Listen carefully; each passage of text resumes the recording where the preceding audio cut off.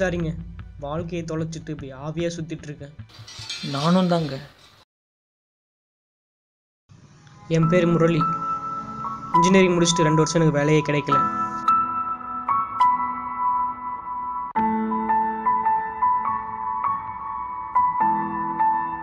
தம்பி. அப்பா. ஏன்பா உன் கூட படிச்சவெல்லாம் வேலைக்கு போயிட்டான், நீ எப்போதான்ப்பா வேலைக்கு போவ? ஏன்பா அப்படி ஊரை சுற்றிட்டு திரியிற? படித்த படிப்பு தான் வேலைக்கு போகணுன்னா இங்கே யாருமே வேலைக்கு போக முடியாதுப்பா. ஏன்டா டல்லாக இருக்க? வீட்டில் நம்ம சொல்கிறதே புரிஞ்சிக்க மாட்டேங்கிறாங்களா? இவன் பேர் அன்பு. வாழ்க்கை ஃபுல்லாக சந்தோஷமாக இருக்குங்கிறது மட்டும்தான் இவனோட ஒரே குறிக்கோள். மச்சான்.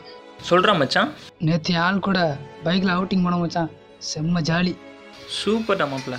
நானும் புது வண்டி வாங்கியிருக்கேன்டா, நாளைக்கு எடுத்துகிட்டு வரேன்டா. பார்க்க தானே போகிறேன் நாளைக்கு என்னோட ஆட்டத்தை.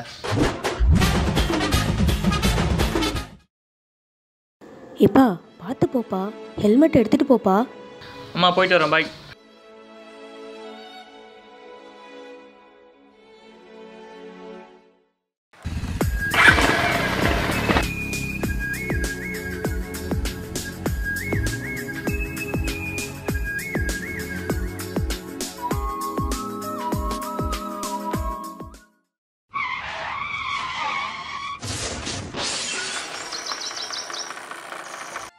டேய், அங்கே ஒருத்தர் உயிருக்கு துடிச்சிட்டு இருக்கான்டா, வாடா போவோம். ஏற்கனவே வேலை கிடைக்காம சுற்றிட்டு இருக்கேன், இதில் இது வேற போலீஸ் கேஸ் ஆயிரும்டா. பேசாம வாடா. ஓகே பாய்டா, நான் ஃப்ரெண்டை பார்க்க போகிறேன். ஓகே மச்சான், பாய்.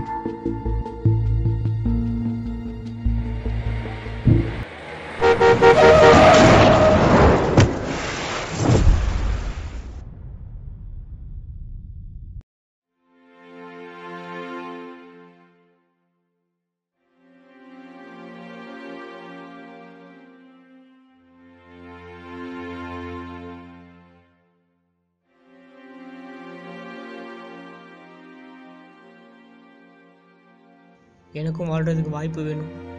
துடிச்சிட்டு இருந்த உயிரை திரும்ப போய் காப்பாற்றணும். திரும்ப வாழணும்னு ஆசைப்பட்றேன்.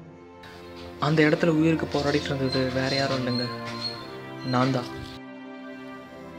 நானும் தாங்க வாழ்கிறதுக்கு ஆசைப்பட்றேன். இந்த உலகத்தில் எந்த சந்தோஷமே இல்லை, எல்லாமே சொர்க்கத்தில் தான் இருக்குன்னு சொல்லி தப்பாக நினச்சி வந்துட்டுருக்காங்க. அதனால் இங்கே இருக்கிற சந்தோஷத்தை அவங்க அனுபவி தவறிடுறாங்க. ஆனால் செத்ததுக்கப்புறம் தெரியுது இந்த சொர்க்கத்தில் எந்த சந்தோஷமே இல்லை, எல்லாமே நம்ம வாழ்கிற வாழ்க்கையில் தான் இருக்குன்னு. இது புரியும்போது நமக்கு வாழ்கிறதுக்கு வாய்ப்பு கிடைக்கிறதில்ல. இதுக்கெல்லாம் காரணம் நம்ம செய்கிற சின்ன சின்ன தவறுகள் தான். சரி வா, இனிமேலாவது ஒரு நல்ல பாதையை தேடி போவோம். இந்த உலகத்தில் மனிதனாக வாழும் நாம் மனித வாழ்வை முழுமையாக வாழ வேண்டும். இந்த பாதையில் நாம் செய்யும் சிறு தவறுகளால் நம் உயிர் பாதியிலேயே பிரிய நேர்கிறது. இங்கு நடக்கும் உயிர் இழப்புகளில் 40% விபத்துகளால் தான் ஏற்படுகிறது.